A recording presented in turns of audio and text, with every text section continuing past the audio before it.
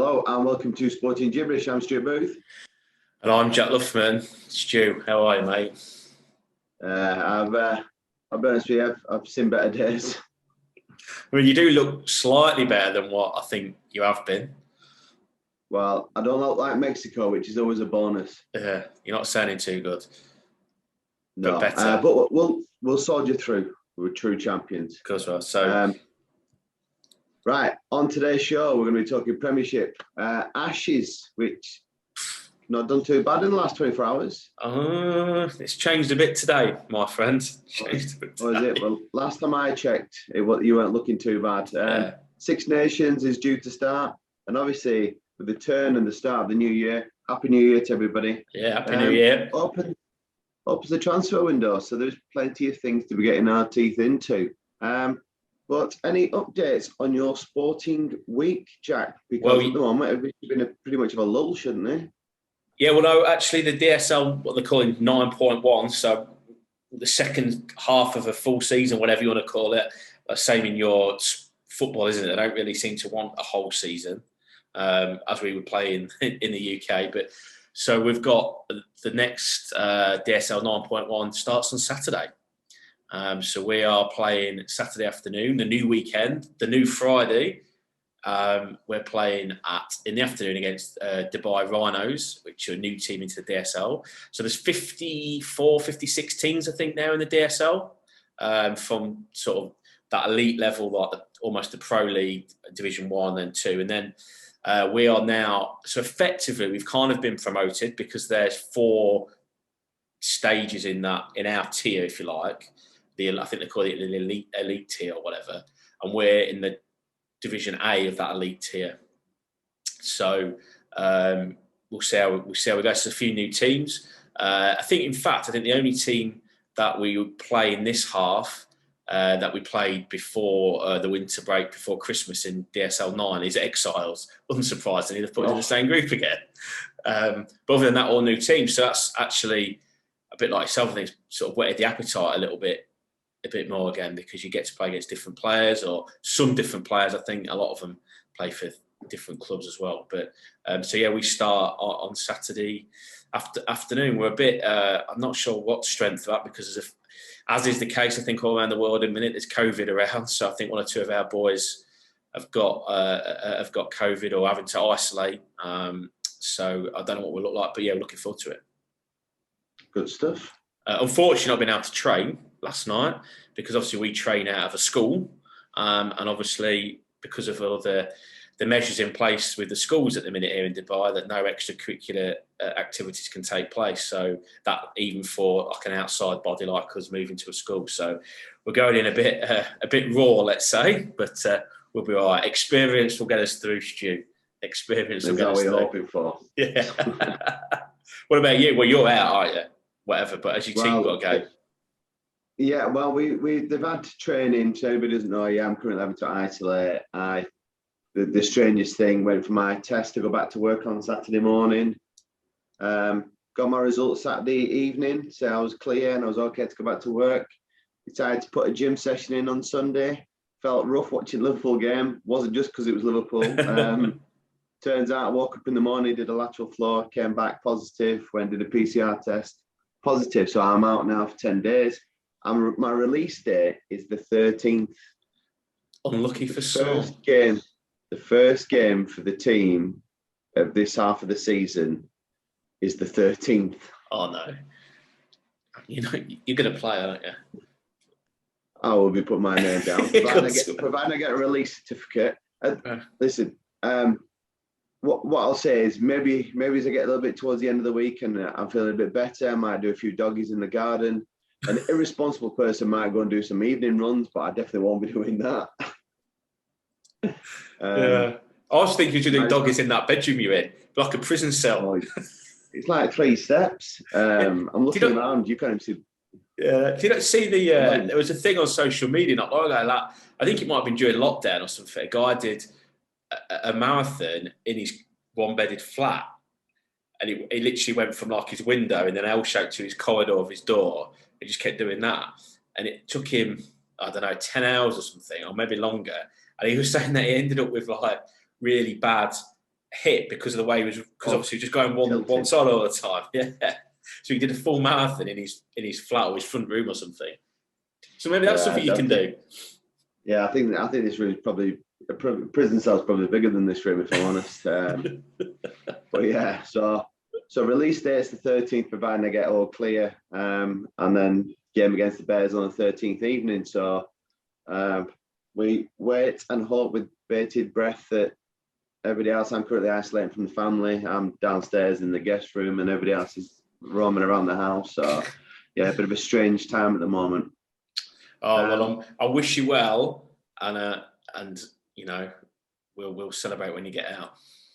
Yes. Right. On to this one. We're gonna cover Premiership to start with. So we'll have a little look at the games from the weekend. It's actually, when we talk about Fantasy Premier League, we're actually in a really weird position because the games for this fantasy week don't actually finish till the 12th of January. So if anybody didn't do their teams properly, they'll be sat there now wondering what's going on, because we still have games on the 11th and the 12th in order to finish this fantasy football week off. But we'll start with the Arsenal-Man City game. Twofold. One is, obviously, I was very impressed with the way Arsenal played. And secondly, is actually a talking point with regards to Rodrigo's goal at the end. But as a Spurs man, you must be looking at that game and that performance and just going, you know what, they're coming to a bit now, Arsenal. Yeah, they played well, didn't they? I think, and again, going on, I did stay up last night and watch the first half of the Spurs game. So Spurs got the result at Watford on Sunday, where they huffed and puffed a bit, but got the result in the end. And then I watched it last night, the first half of Chelsea. And the point being that even though Chelsea didn't have probably their strongest side out, but it's certainly their strong cup side, and Lukaku was back in, we're way off still. And I think Conte said that. We're way off where to be a genuine top 3, top 4, I think. Whereas probably Arsenal at the moment probably look a little bit closer, even though I still think that there is a big gap between the top 3 and then the next lot. So yeah, I mean, I thought Arsenal played well. I thought they were unlucky. I thought both were penalties. I know they were terrible. I thought both were penalties. I thought that it was a penalty on Odegaard in the first half, and I think it was a penalty for the Man City goal. I mean, it's soft. Both of them were soft, but particularly the Man City one, you can't pull somebody's shirt. It makes it so obvious. And I know people saying he was on his way down, but he was on his way down because he'd probably been fouled just prior to the shirt pull, if you're being honest. So I thought they were both, like I said, I thought they were both penalties. And Arsenal were probably a little bit unlucky to go down to that Rodrigo goal right near the end, which was a bit fortuitous for Rodrigo because he kind of ricocheted around there and fell at his feet, didn't it? Yeah, I think on that game is that, and I'll go back to your point about Spurs and Arsenal. I don't think there's a great deal of difference between the quality of the teams, because I look at both teams on paper, and Lloris and Ramsdale, is there much of a difference between them two? No, you'd probably, at the moment, the way they're playing, you'd probably just take Hugo over him, just on experience, probably, if you're having to pick. Yeah. But not a lot. Then I was going to say, and then I look around the starting 11, is that, yeah, Arsenal may be stronger in one or two areas here, but then Spurs are the same in other areas. So you'd say that Harry Kane beats Lacazette, you'd put Son in, you'd probably put Saka in on the other side. Odegaard's doing a great job at the moment, so he probably pinches in midfield. Harry Winks has played well in the last few weeks, you guys. So I don't think there's a great deal of difference. I just think that Arteta's got them playing a brand of football. You know, that there seems to be a definitive way where they're going to play, and they're going to go. It's almost going back to the Arsenal of old, where they used to have to pass the ball into the box in order to score. Yeah, I agree with you. It seems to be that they just seem to have. Maybe Spurs might find that rhythm as the season goes on, because obviously we are saying Conte's only just brand new into the position. Yeah, I think you're right. I think that is the difference. I think I do agree with you that between Arsenal and Tottenham, there's not a lot of difference. I don't think. I think you're right that they're probably slightly ahead of us because Arteta's been there longer and he's had a couple of transfer windows and he's getting that pattern of play. It's a different kind of pattern of play to what Conte wants to play. And I think the reason that we're, like last night, struggling even against Watford is that he wants his wing backs high and wide, and that's the outlet. And I don't know if you watched the game on Sunday, Watford. I mean, Emerson Royale can't pass wind. He can't cross. No, he could. He can't cross I the was going road. to say. I was going to say he couldn't cross his legs, but Yeah, we'll go but he across probably the couldn't. road. He couldn't do anything. And there's no wonder that they're in the market for a right wing back because, look, to be honest, Sergio Reguilon wasn't much better, but he didn't have as much of the ball. And so I think, obviously, Conte sets up probably a little bit more defensively to a degree with his three centre halves. Again, last night, no Dyer. Now, would we been saying this 3 or 4 months ago? We looked a completely different outfit without him in the side. I think he's got COVID, so that's a bit of a worry. So he can clear that. He wants another centre half, and he definitely wants maybe one, if not two, wing backs. He's obviously decided that Doherty's not going to be his man. I would still play him in a minute above Royale because I still think he's got the extra bit of quality to whip it in. But I think that's the difference between them in a minute. Arsenal have got a pattern of play. They're playing well. They've got that creativity in midfield that are playing well. The creativity Conte wants is out wide, and at the moment, we've not got a good enough players to do it. So unless, the front three are absolutely on fire, which they probably have been up until the last couple of games again, it's a bit difficult to watch. Last night was difficult to watch because the front three didn't get any, literally didn't get a ball in 45 minutes. I'll tell you what, how you managed to turn a conversation about Arsenal and Man City into all about Spurs, I never know. Mate, keep going. Well, let's go talk about Liverpool. No, we need to talk about the Rodri. Rodri's winner in the 89th minute. Yes, you are right. I actually watched the ball and I was thinking at the time, I was like, Brownie's not really put a ball in yet. And then he went and clipped that ball in and it almost fell to Rodri. Then Laporte got in the way and then it ricocheted about and then Rodri scores and then goes shirt off, knee sliding right into the Arsenal fans. Viewpoint, what do you think, Jack? I think that on that occasion, as much as it was quite funny because it was at Arsenal, I think when it goes like that and it's so deliberate into the opposition fans, I think it's a bit over the top. I look back to Neville all those years ago when he ran the length of the pitch in front of, that was like the Arsenal fans as well, wasn't it? Or Liverpool fans, one of the two. Liverpool fans. Yeah. And so I want to see sides celebrate. It frustrates me when they get booked for taking the shirt off or going into their own fans' crowd because, we pay lots of money or the punter pays a lot of money to pay to go watch the game. And that's what they want to see, don't they? They want to see goals. They want to see things. So I get frustrated with that element because I don't think they're doing anything wrong. But when it comes to that incident on Saturday, I think it went OTT, was right in the faces. And I'm surprised that the FA haven't done anything to him, I will be honest. Having said that, it doesn't give the Arsenal fans the right to start throwing things at people. That's bang out of order. He does it.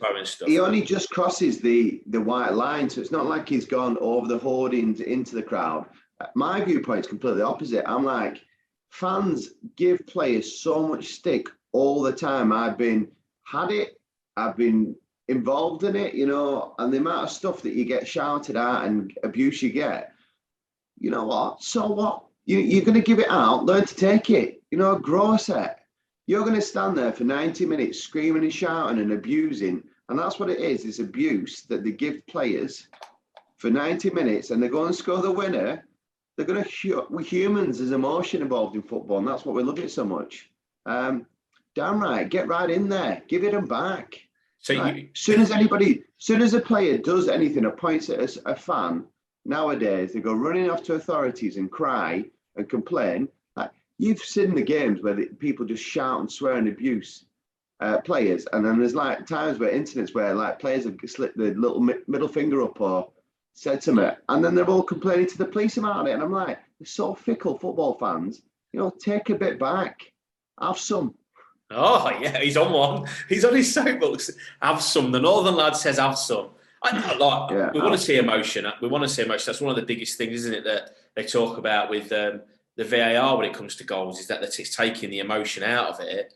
Because if there's any doubt that people are not celebrating and stuff like that, so I'm all for that. I just think even though it was at Arsenal and I was loving it, I think he went a little bit OTT. Yeah, I don't. Anyway, moving on. As we mentioned before, Watford 0, Spurs 1, great 3 points for you. I think we've had analysis of Spurs games for the last 6 weeks when we talked about Arsenal before. But important 3 points for you. Yeah, I think that's all you can say.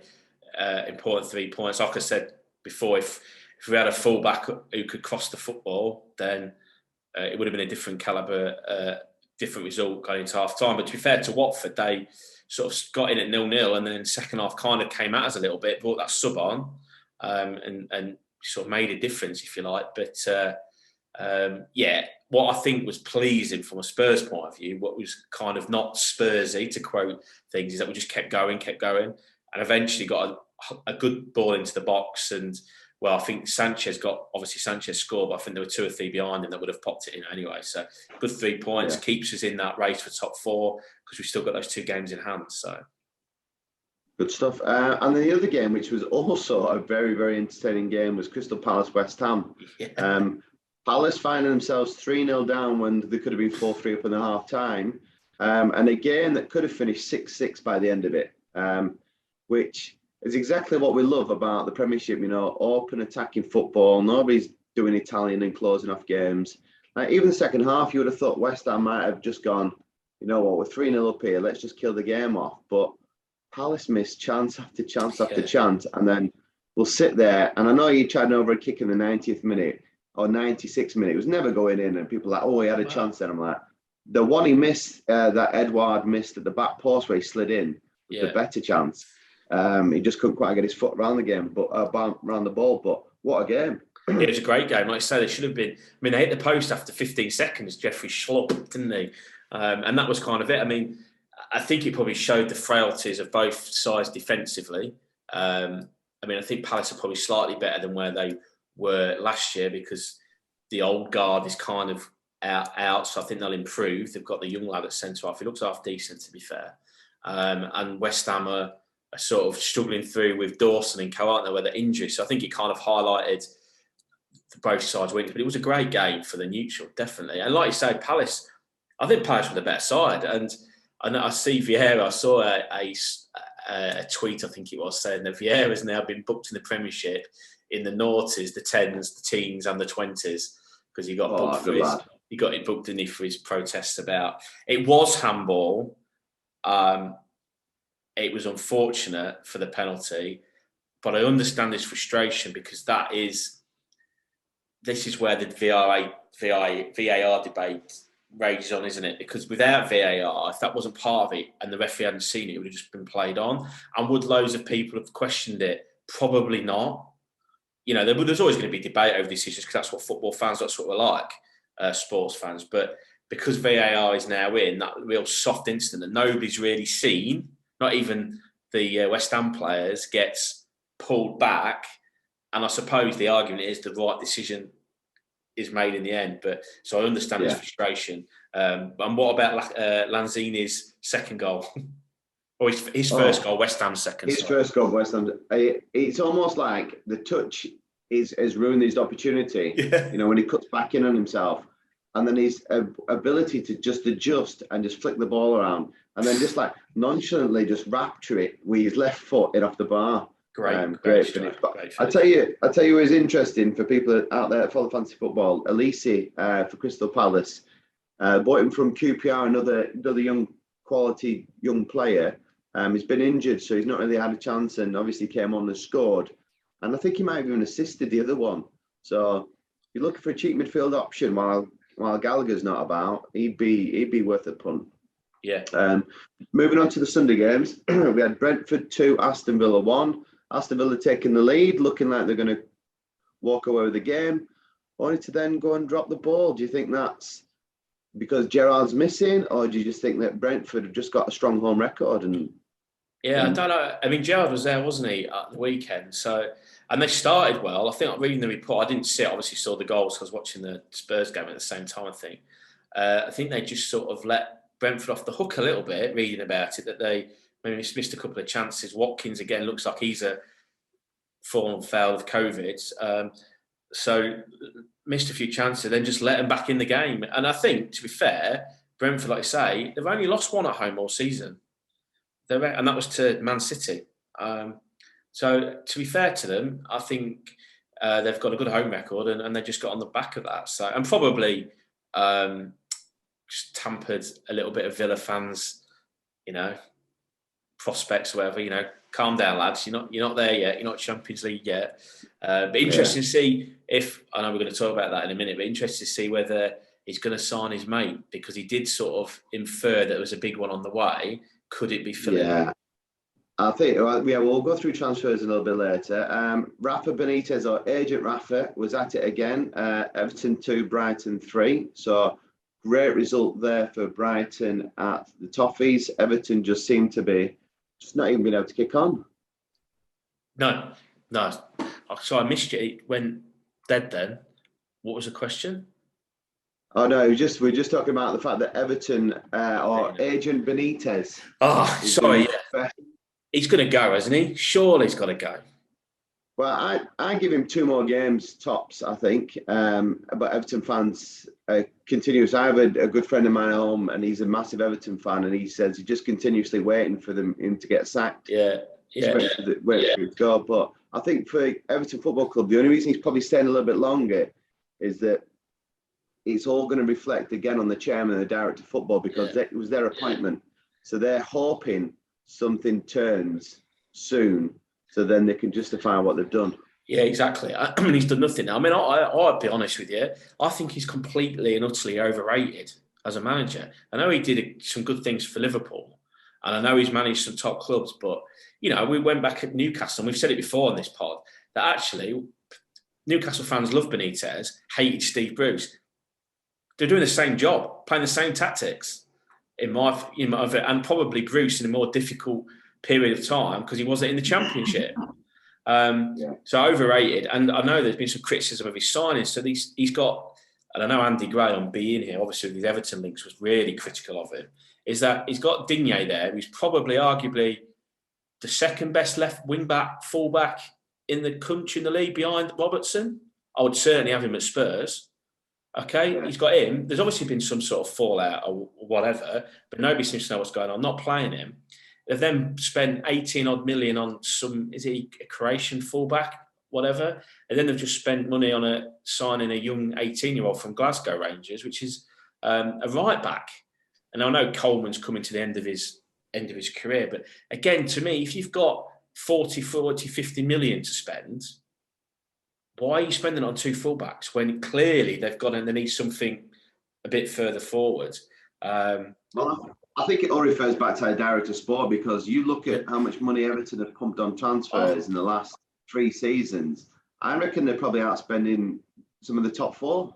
I'd love to see a chart there, because I agree with you, because you think of even some of the not superstars, but the fact that they signed Walcott. I know they've sold him again, but he was a big money move. Lots of other people, Gomez, all those kind of guys, they spent a lot of money. Yeah. And the other game on the weekend, or just before the big game, was Leeds versus Burnley. Jack's just currently contracting COVID through my computer screen. Yeah, you can pass it. They said it's very contagious.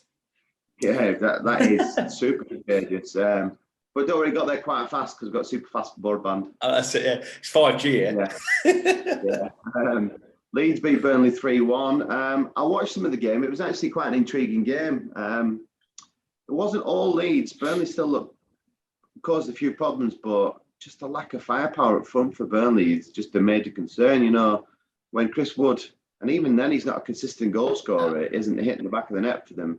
You're looking around the pitch saying, who else is going to join in? Because Westwood's not a goal-scoring midfielder. He's very combative in the middle of the park. Cork's definitely not. The young lad, what's his name?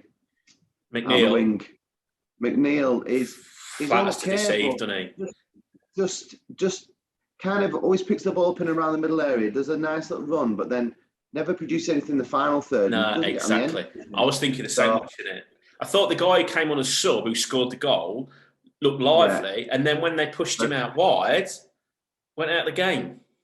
Yeah, a very good player. Cornet, isn't it? Yeah, he's going to African nations, so they're going to miss him. But I thought that when it came on, they looked something. Leeds are still good win, important win for them, but they're still there for the taking. They're still out of the woods for me. No. And then the big game, which was a first half of dreams, you can only imagine as a neutral fan. And then the second half, a bit like a damp squid, really, wasn't it? Yeah. Chelsea 2, Liverpool 2. An intriguing tie where it found Liverpool 2-0 up after what should have been a red card in the first 20 seconds of the game. Yeah. I can't. When you messaged me straight away as a Liverpool fan going, lucky boy. And to be honest with you, I hadn't actually turned it on at that point. I just switched over. I think I was watching some cricket, and then I just got on with the replays. And I'm like, how has he stayed on the pitch? Because also Azpilicueta's not that kind of player, is he? Because he, like early on last night in the game, he clattered somebody and just accepted the foul, walked away. So he's not somebody who goes down or. And I thought his interview at the end was very good, and Tuchel's, you know. But he stayed on the pitch and then scored. And then out of nowhere, Liverpool 2-0 up, look like they're going to cruise it. And then out of nowhere, what's the midfielder called? Kovacic. What can only describe the perfect strike with the weirdest technique, because he's going backwards as he's hitting it, and it was almost looked like it was going to roll down his shin and then come off, but he's not hitting with.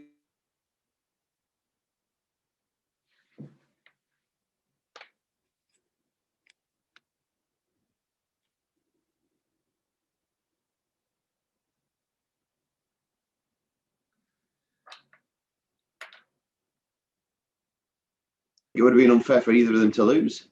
Yeah, I mean, I actually just lost you a little bit there for a while, but back to what I reminded me of, the Kovacic goal. What I was going to say was, can you remember those corner kickers used to get on Sabuccio with a straight leg? It looked like one of them, didn't it? As he ran back, but what a stride. But yeah, it was a great game for the neutral. I don't know, as a Liverpool fan, disappointed that you're 2-0 up and you don't get 3 points, or do you have to just take it on the chin? Because the problem is now, I know you've got a game in hand, but Chelsea are not definitely out of anything can happen, but their prospects of winning the Championship they needed definitely to win. Liverpool, you've got a game in hand, you've won it, you've been there before in the last 2 years, so there's still a chance, but 3 points would have been marvellous for you, wouldn't it? Yeah, I think 3 points would have definitely ruled Chelsea out of the running completely. I just think there's a lot of football left to go yet. Yeah. I can't see it taken a monumental collapse from City in order for Liverpool to get back in it, or even Chelsea to get back in with a sniff. But I think on the night, 2-0 up, I sat there thinking, can't throw this away. This would be a great result. Maybe a little bit of naivety, the fact that Klopp wasn't there, that could have maybe helped support us on the evening time. But then at the same time, the second half kicks in. I'm a little bit like, please don't lose this. So I think overall, yeah, pleased, but I probably riding a mix of emotions as the night went on and as the game went on. Fair. And then the other game, which was mighty Ralph Ragnick. Ralph. Wreck-It Ralph. Lost to Wolves. And I watched the start of the game, and I was really rough at this point. So I just watched the start of the game and I just switched it off. But Wolves dominated the game at Old Trafford, and United couldn't get a kick. Yeah, I've been reading a couple of articles, and I'm going to make a comment. I'm going to ask you a question, and then after that, a little bit of a debate point. If we have to get rid of the rugby, we'll get rid of the rugby. That's fine. So yeah, read that actually they dominated, and the Man United were nowhere near. They're way off it, and Phil Jones was the best player for Man United. Fair play to him for coming back, and shows a bit of character, that me. He gets a bit of stick, and I've given him some stick, don't get me wrong. Not that he would care, clearly, but takes some balls to do what he did there to come back, and so fair play to him. But yeah, another awful result for Man United, isn't it? Whoever you support, you can't lose at home to Wolves at Man United. And people are saying that, the fear of going to Old Trafford, that the aura that it used to have has gone. And I've then read since then, this is what I wanted to sort of bring up with you, Stu, and see if you agree with me, is that they talk about that there's disrupting, the players aren't happy, they're not happy with his Wreck-It Ralph's tactics, the way they want to play, they can't fit into the shape they want to play. there's cliques forming. And I'm going to pose a question. And I was very critical of Ollie, as you know, and we should have kept him at the wheel because he'd been marvellous for every other club. But I never sensed that last season or in his time up until towards the end of his tenure that there was cliques or that actually the dressing room weren't behind them. I just felt that he was just too tactically naive and not a good enough manager, and therefore made decisions that probably tried to appease people. Since of one certain player has been back at the club, there's been talk of cliques and unhappiness, and then it's reared its ugly head again. What impact is Ronaldo actually having at that football club? Because I didn't think they needed him. I think it's a purely commercial move. We've talked before that we think that he made the move himself. He concocted the move. Because I know people say, but he's scored a lot of goals. He's going to score goals because he's a good player. So you put him in any side, even in the Newcastle side probably, he's still going to score 12 goals in 12 games because he's a good player. But to me, he's not doing anything for that football club. I think, as a Liverpool fan, I love the fact that he's back because it is causing all sorts of problems. Yeah, I'm not whinging about it. No. I think the issue is that the guy's come back and he's been pegged up to this legacy of, obviously, he was a good player when he left. He became a better player at Real Madrid. Correct. And I think United fans seem to think that they developed him. They were the ones that made him world class. Well, yeah, you were part of his journey, but where he came from a very good player to a world class was at his Real Madrid days. And I think, unfortunately, he's carrying that air of arrogance about him. And it's almost like he's untouchable and he walks on water. And I wonder if some of the senior pros now in the team are a little bit like, what you're doing? Why are you acting like that? You know, you were brilliant 6 years ago. You were the best thing on the planet. Even 4 years ago, you're probably the best thing on the planet. 2 years ago, we started to see weaknesses. Last year, you were all right. You know what, mate? You're a good player, but you're not Real Madrid anymore. You're at Manchester United on the downward spiral now. And you're not our manager. You're just a player. You know, you need to accept it. And I think Carrick probably got the best out of him of the three managers that he's had while he's been here.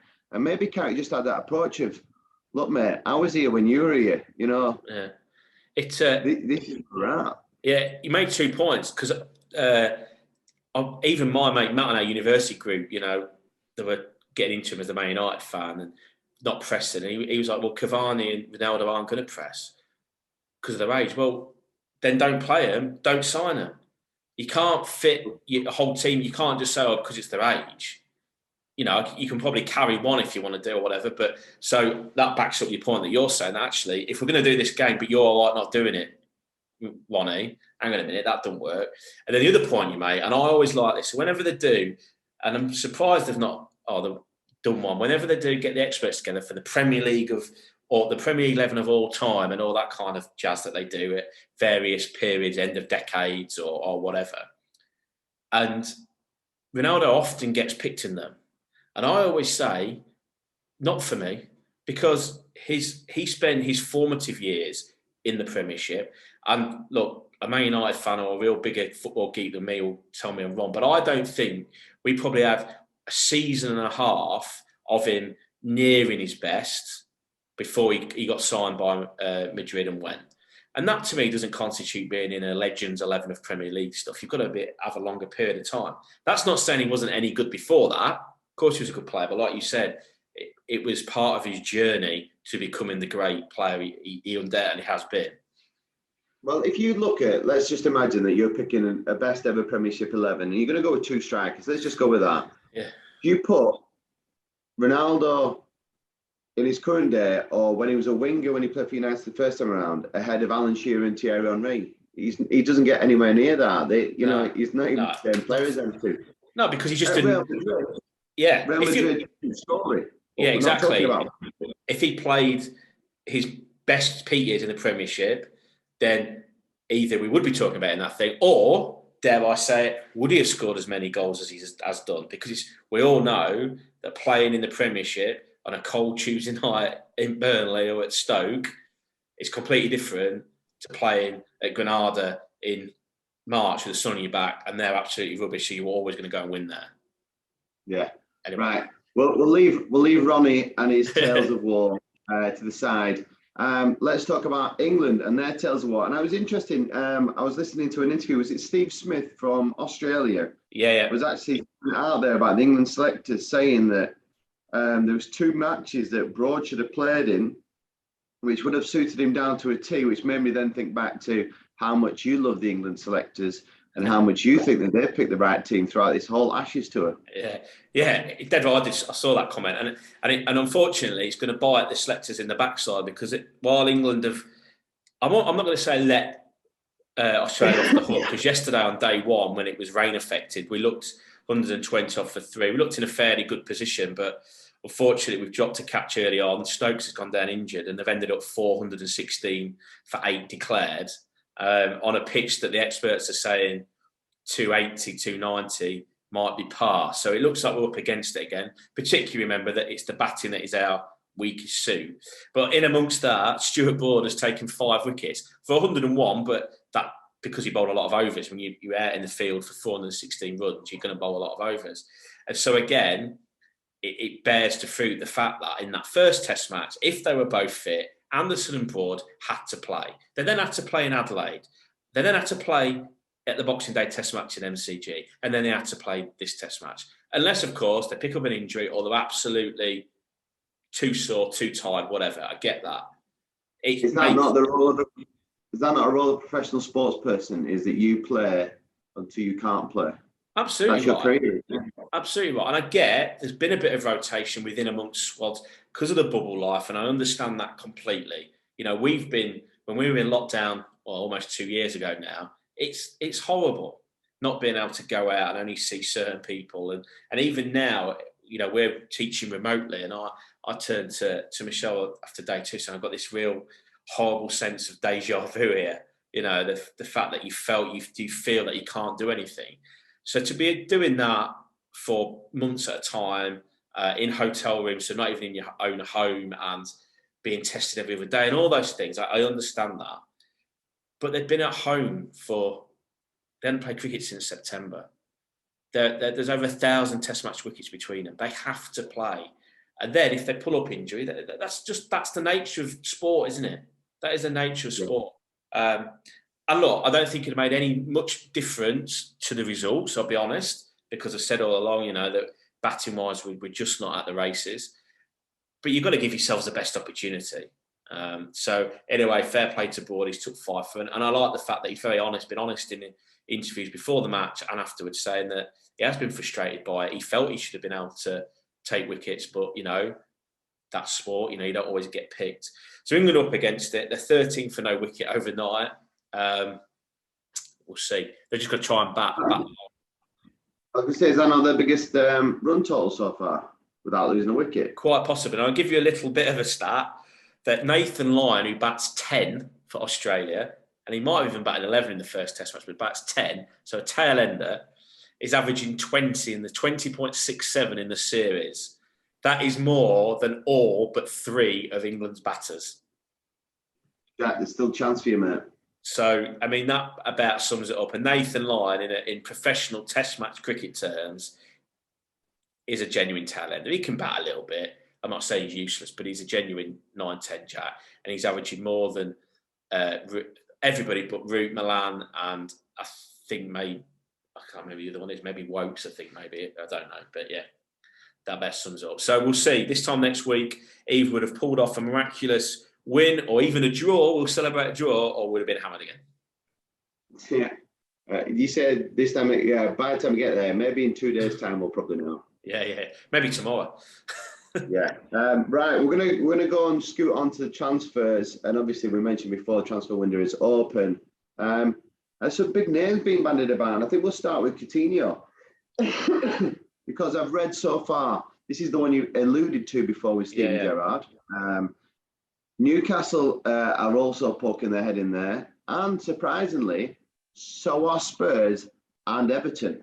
Yeah. So where's we going to go? Where would you go? If you were Coutinho and you had them 4 clubs, where would you go, Jack? Well, I'd go to Spurs, but I don't know. I think of those four. I'm taking my. I think. Did you say Arsenal as well? What? Sorry, Everton, Spurs, Aston Villa, Newcastle. Yeah. So I don't know. I mean, I suppose if you want to play at Villa and Newcastle, probably Everton, you maybe the chance of playing more football. Spurs, you probably still think, am I going to get guaranteed games because he likes to switch it about a bit, and where does he fit into that system? However, from a Spurs fan, I'd love to see him there. And actually, you think about it, who's more likely to finish higher up? Spurs, Champions League. If it's a loan deal with a permanent move, does that get him back in the Champions League football? All those kind of things. But Spurs are in for him. He's the kind of player that we're crying out for, creativity-wise. If he's not going to use, Dele and Dembele and all that. But whether I don't know. I've got a sneaking feeling it's going to end up with Steven Gerrard at Villa. I've got a feeling in my waters. I tell you what is interesting though, because his market value is around about 17 to 20 million. I just think, was it 4 years ago Liverpool sold him for 150? Yeah. Unbelievable, isn't it? Do you know who else's market value is around about the same, and he also went for 150 million? Mbappe? No. He's Real Madrid, injury plagued, ex-Chelsea. Hazard? Yes, also valued around the same price as Coutinho. And I did see Mbappe, they reckon, could go to Madrid for 40 million because he's out of contract, is he? Or yeah, so this was the other one, because there's a few clubs sniffing around Mbappe. Mbappe was the other one because there's two major signings that contracts are due at the end of this summer. So you've got Mbappe, who is by everybody but has been officially signed. Everybody's saying he's going to Real Madrid, and that's a done deal. And the other one, and I'm sure Chelsea fans will be kicking themselves if this happens, is Rudiger, who you would argue has probably been their most improved player in the last 12 months. How on earth have they let that one slide? I don't know. And also, there's still, because of that, because he won't sign, I was only, again, from Spurs hat on, I was only reading the other day that they reckon that Conte has made noises about signing him, and that whether it's Spurs or not, that they could actually sell him this month because of the fact that his contract's running down. So they're going to take a hit and go, actually, I can get through the season with Christensen or somebody else, get some money for him, or else I'm going to get nothing for him because it looks like he's not going to sign. I don't know. I don't know. All I would say on that regard is that he has come a little bit out of nowhere, his form, hasn't he? I think before this last, 10, 12 months or whatever, you'd be like, a bit in and out, he's liable to a bit of a moment or two, but he's like a beast, isn't he? He comes running out with the back with the thing. But be interesting because, like you say, if he does leave in January, it's still going to be a bit of a bargain, isn't it? Even if it's not going to be like a free transfer, it's still be a bit of a bargain, I would think. Yeah, well, I think there's some big clubs, because I was talking to Harry about this the other day, because I can imagine Bayern Munich, they love their old German old boys, don't they? They'll probably come off a contract. But if Real Madrid play the cards right, they've already got a decent squad down at Real Madrid. Suddenly you chuck Mbappe in that team, and then you chuck Rudiger in at the back. You know what? That's starting to look like a potential Champions League winning team there, especially with the boys that they still have coming through. Another interesting one that I found, this is related to yourself, is that there's two players that Spurs are supposedly interested in. One is Liverpool, one that Liverpool are looking at, and that's Adam Traore. I'm not sure how that fits with you or your play, but the other one is Kesse from AC Milan, the combative midfielder, who again his contract runs out in the summertime. So they supposedly lucrative offer there for Kesse to say, don't sign your contract, we'll chuck a couple of extra million your way, come and sign for us. Yeah, so I've read about it. Traore I wouldn't sign, touch him with a basketball, because I think his final product is about as good as Emerson Royale's. The reason, I think what they're saying is, if you read the forums and that they see him potentially as trying to get him to play as that right wing back. That's what they're saying with kind of context. Apparently he's done it before where he's turned wingers into wing back sort of thing. I wouldn't buy him, because I know and you're probably a bigger fan of him than what I am, but I know he's strong and he's powerful and he's quick, but you've got to have something at the end of it. But yeah, you're right, they're into it. And the lad from Milan, I think as well, they've offered they've tried to get him this now, again, before it becomes a free, in a bit of a swap deal with Ndombele. But apparently Milan have turned it down. So it looks like they're going to have to go back and try and get him to sign a pre-contract agreement to come in the summer. Talk of the street at Spurs is that they're going to do a little bit of business in January, but that they're going to be very busy in the summer. So we'll see. I'll tell you what is interesting, because it looks like Newcastle are on the verge of signing their first player, and you're talking about right backs and full backs and deliver is a strange one. Is that why are Spurs not going back to Kieran Trippier? Yeah, I did mention that. I mean, I don't think he's necessarily the long-term answer, but yeah, he's certainly better than what we've got. And I wouldn't have been immune to him, particularly for £12 million. And of course, talk about fullbacks, and we mentioned earlier, the other one that Newcastle are on about buying, I think, is Digne from Everton for 22.5, which would be a snip, wouldn't it? He's ruled himself out of that, because I know that West Ham were looking for him as well, but I think his pay packet for West Ham was too high, but not for Newcastle. But it's boiled down to who wants to live in Newcastle. I think that's how we spoke about it. I told you, get a training base in the Midlands or in London. That's what they need to do. But yeah, it'll be an interesting window. Nobody's officially signed yet. There's been a lot of non-league action, lower down action, with an old friend from back home. His son played for Fleetwood, who's just actually signed for Bournemouth. Oh. Hill, his surname is, and they've just paid a couple of million for him, and he's England under-21 international, and he just broke into the Fleetwood team in the last 18 months. So it's looking good there. We'll keep an eye out for him. Yeah. But at the same time, yeah, it's all going off. It's dead bizarre transfer windows, isn't it? Everything's going on, but nothing's actually happened. Nothing happens. The other big news, not transfer window, but talking about back home from Bosch United, they sacked the manager. Craig Elliott has gone. Sacked on. So Shrek getting a call up for caretaker. No, I did jokingly put a tweet on saying it's time again, and picture of him and Jim Caber, his best mate, who's a former Bosch United legend. So Elliott's gone, which I've seen coming because I've had a run of bad results, particularly at home. But they are still set in the playoffs. They've got a big squad and a decent squad, I think, for that level. So I think it's quite a brave call from the chairman. There was a bit of a rumour that he must have got somebody lined up. So Ian Culverhouse, the ex-Norwich City player, and Paul Bastock, who is the ex-Boston legend, goalkeeping appearance record maker, they've been at Kings Lynn down the road. But Culverhouse got relieved of his duties just before Christmas. They're in the National League. So there's a rumour that maybe they'd got them lined up, but not. They've put an advert out for applications. So do you know who I fancy, who they should go and get? Because they need... The brothers. No. Get Neil Warnock. Doesn't need the money. He's a football man. Get him in there. Get us up the pyramid, Neil. Come on. That's what I'm sure you've been listening right now. Right. So, end of another podcast where we are socially distanced. We might actually be able to get our clearance next week, Jack. We can sit next to each other again. It's got holding through the camera. You never know. Hopefully so. We can be back together.